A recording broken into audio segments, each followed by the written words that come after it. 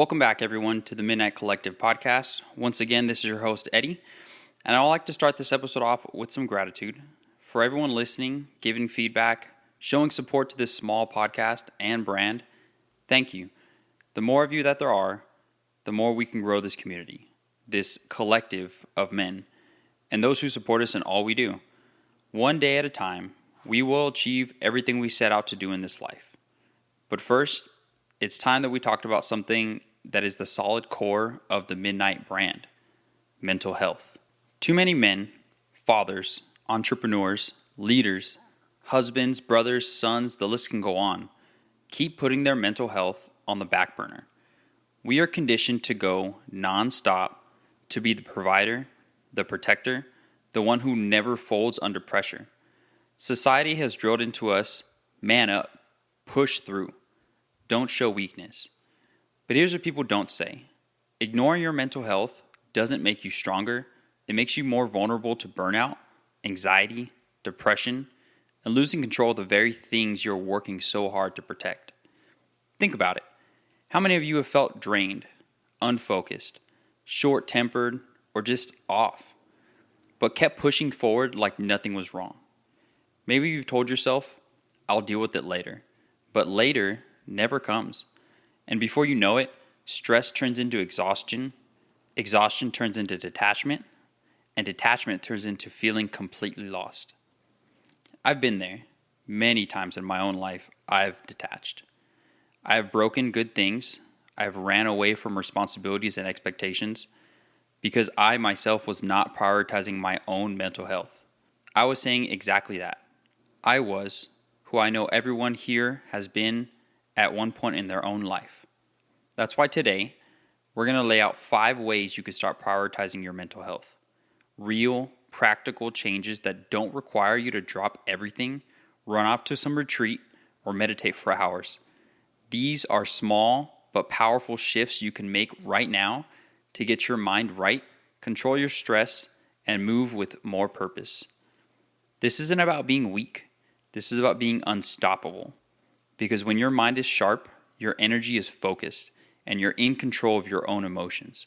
You become a better father, a more in tune partner, a stronger leader. You become a man who moves with intention. So if you've been feeling drained, stuck, or just not like yourself lately, stick with me. This is the wake-up call you didn't know you needed. Let's get into it.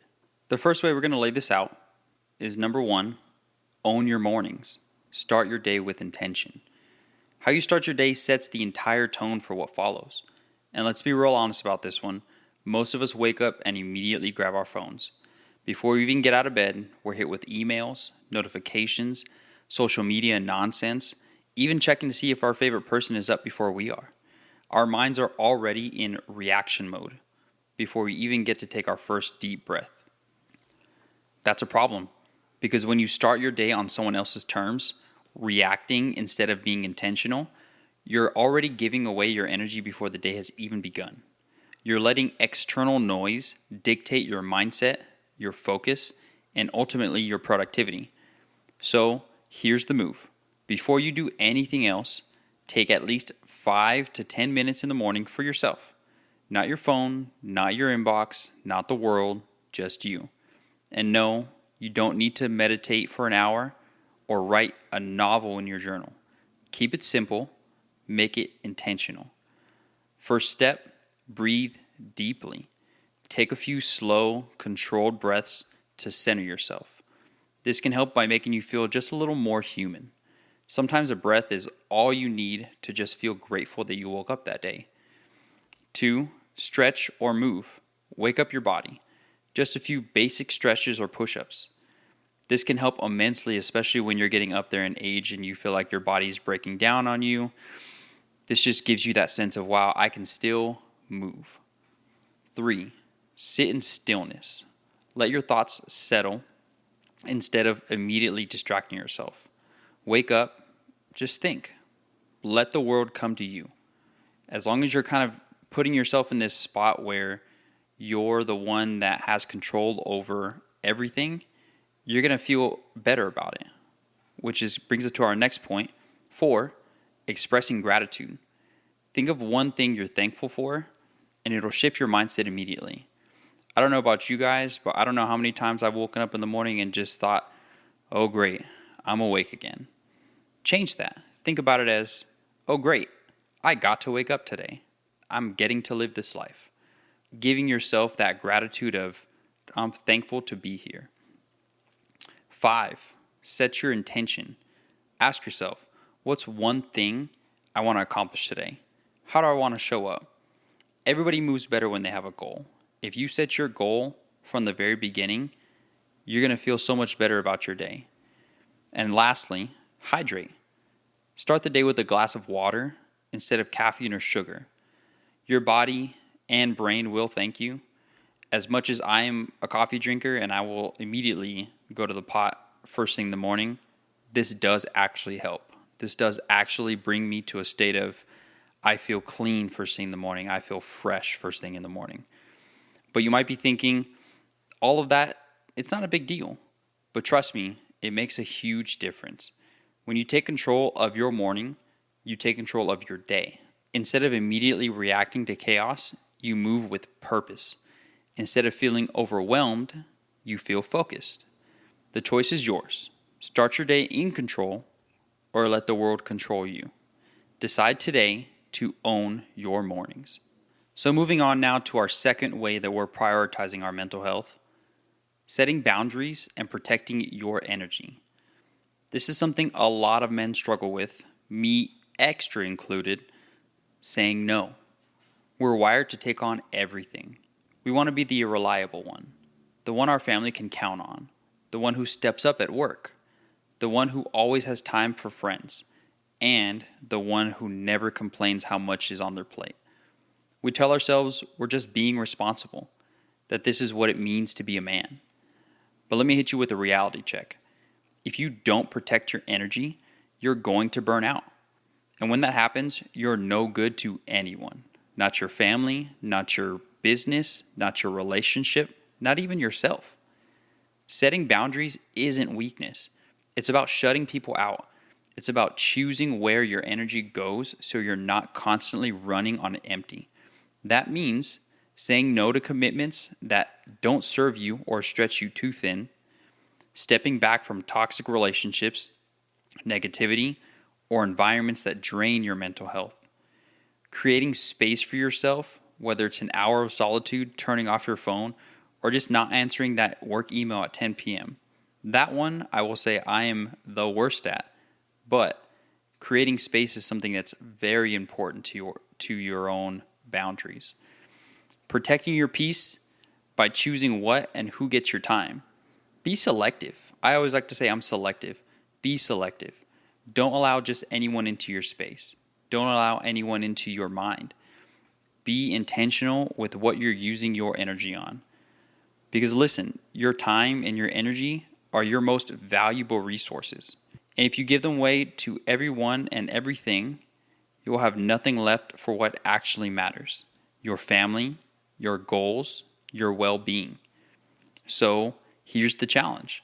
Where in your life are you saying yes to things that are draining you? And be honest with yourself.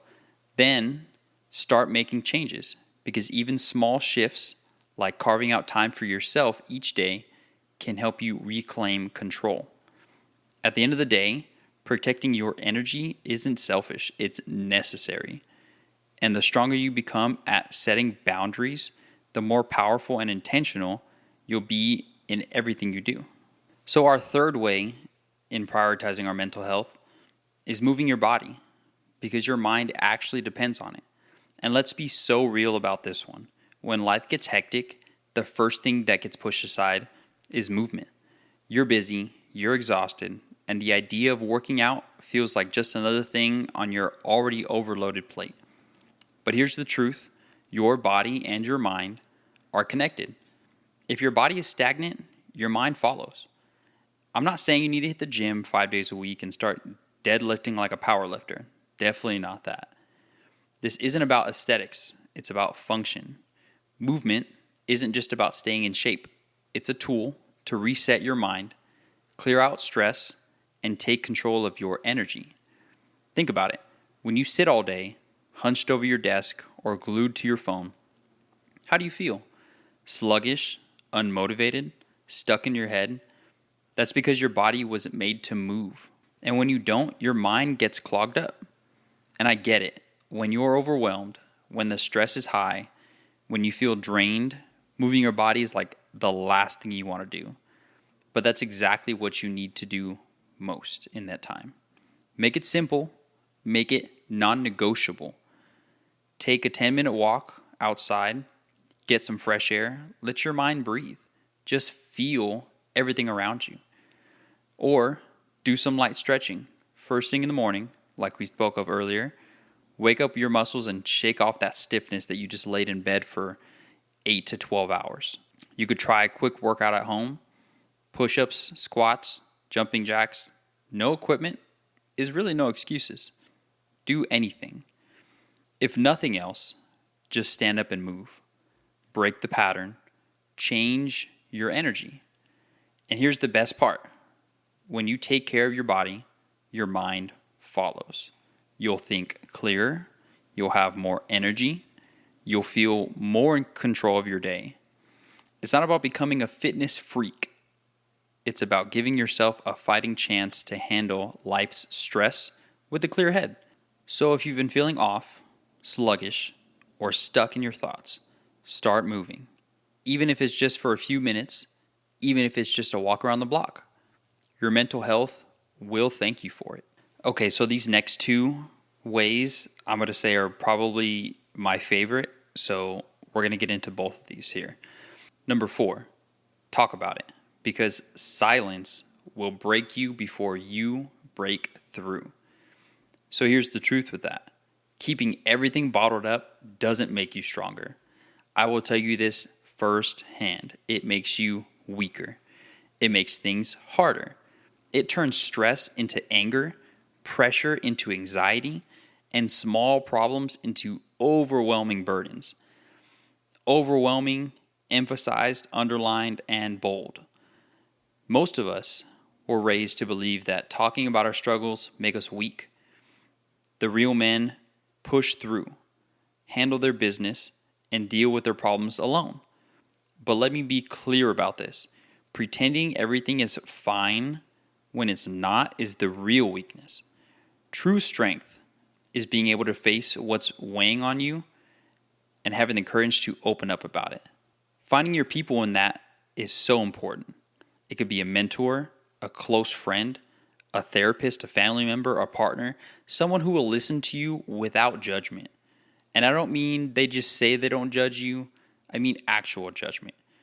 And they will remind you that you're not alone. And if you're not ready for that, that's fine. Start small. Grab a notebook, open your phone's notes app, or start a podcast. But just start writing.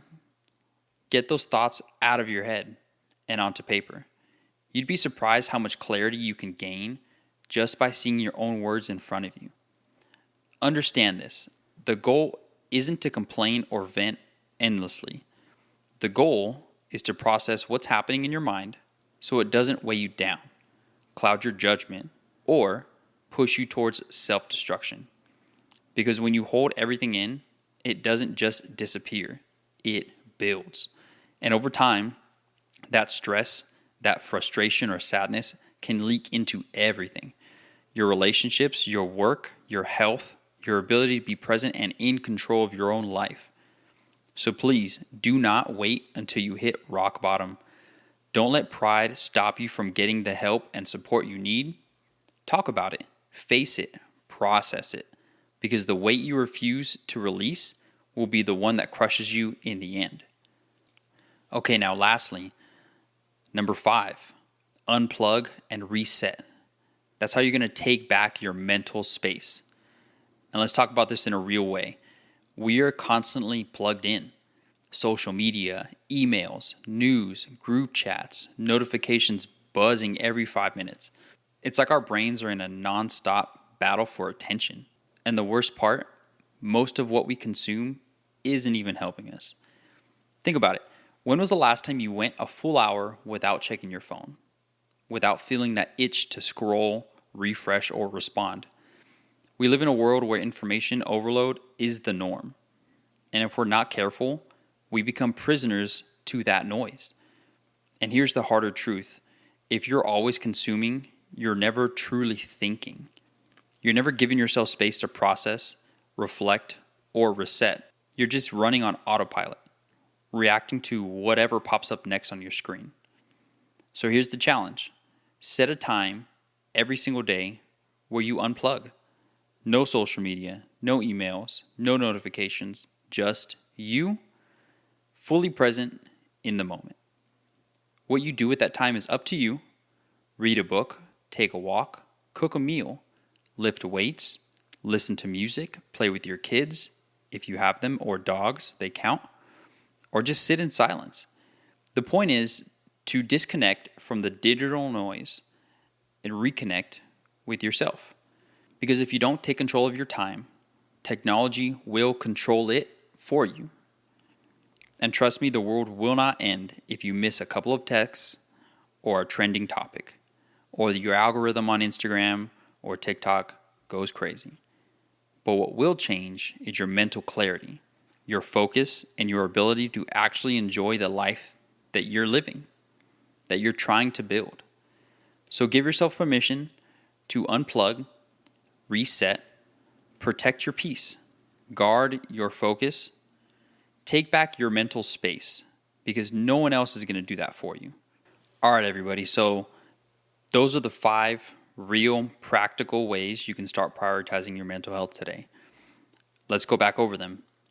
1, own your mornings. Start your day with intention. How you begin sets the tone for everything that follows. 2, set boundaries. Protect your energy. Not everyone and everything deserves access to you. 3, move your body. Physical movement sharpens your mind and releases that built-up stress. We all need that. 4, talk about it. Silence doesn't make problems disappear. Please speak up, connect, and release that weight that's on your mind. 5, unplug and reset. Step back from the chaos, clear your mind, and recharge. None of these are complicated, but they are all powerful. Small shifts, when done consistently, will change the way that you think, the way that you feel, and how you move through life. This is about control, about showing up as the best version of yourself, not just for others, but for you. Now, I want to hear from you. What's one thing you do to protect your mental health? Put it in the comments, send it to us on Instagram. Let's start a real conversation. And if this message hit home for you, share it with someone who needs to hear it. Too many men out here are struggling in silence. That needs to stop now. We're normalizing self-care, not as a weakness, but as a foundation for strength. So if you're ready to keep leveling up, mentally, physically, and emotionally, hit that subscribe button. Stay locked in with us, because next time we're going to be talking about forging your inner strength and how self-empowerment can put you above the rest, even when you don't feel like it. So until then, take care of yourself, stay sharp, and remember, your mental health isn't a luxury, it's a necessity. Thanks for listening.